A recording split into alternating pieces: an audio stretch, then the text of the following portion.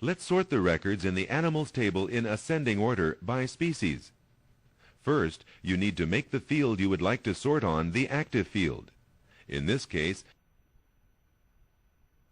now that the insertion point is positioned in the desired field, click the Sort Ascending button to sort the records.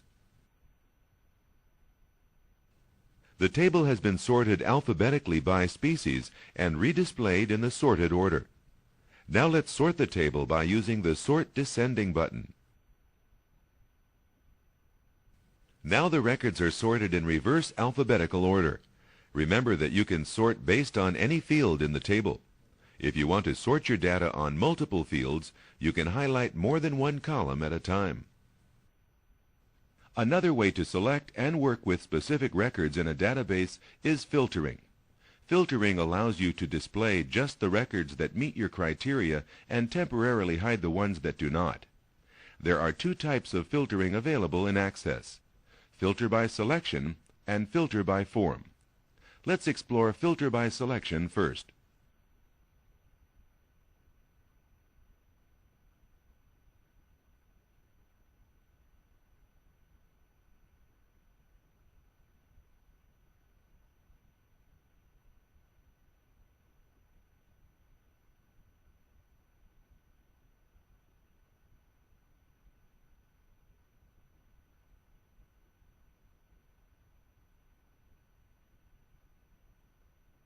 Only the records that contain Lily as the trainer name have been displayed. Filter by Selection allows you to select records based on a value you select. When you place your insertion point in a specific field in the table and choose the Filter by Selection button on the Table Datasheet toolbar, Access displays only the records that contain the field you selected. For example, if you place your insertion point in the first field of the Animals table that contains the trainer name Lily, and then click the Filter by Selection button on the Table Datasheet toolbar, only the records that contain Lily as the trainer name will be displayed. Good. Notice that only the records that contain Lily as the trainer name have been displayed. Now, to remove the Filter by Selection and restore all of the original records, Filter by Selection is just one way to filter data in Access. Another way is to filter by form. Selecting Filter by Form changes the datasheet view of the table into a single record.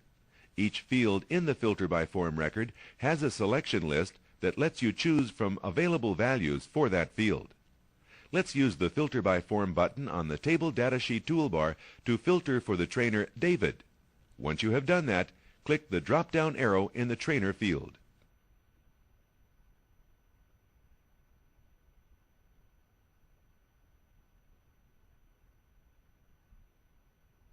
Now let's click the trainer name David from the drop-down list and apply the filter.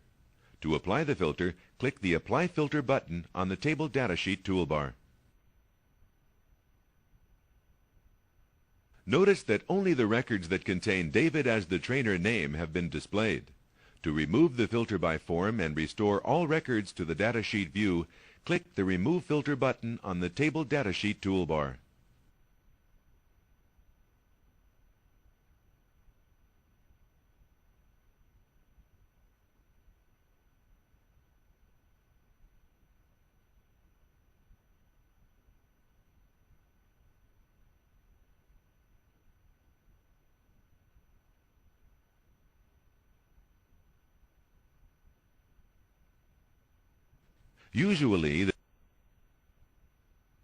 Now let's close the table. In Access, there are three ways you can close a table. One is to choose Close from the File menu. Another is to double-click the Control menu icon in the left corner of the window. Finally, you can also click the Close button in the upper right corner of the window below the Access Close button. The data you have entered in the table is automatically saved.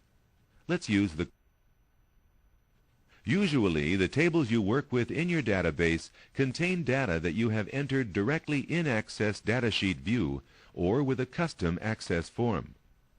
Access also, however, gives you several other ways to share data with other programs, such as importing, linking, and exporting. Importing. Linking lets you work directly with another program's data without storing a copy in your own tables. Making changes to linked data will affect the original data in the other program. Exporting lets you copy data from an Access table to another program, such as Microsoft Excel, and does not link it back to your Access table. Changes you make in either program will not affect the exported file. Microsoft Excel and Microsoft Access have a unique relationship in that they can both interpret and display data in a tabular row and column format. For this exercise, you will import data from an Excel spreadsheet into an Access table. Importing from an Excel spreadsheet requires that the data must be arranged in tabular format.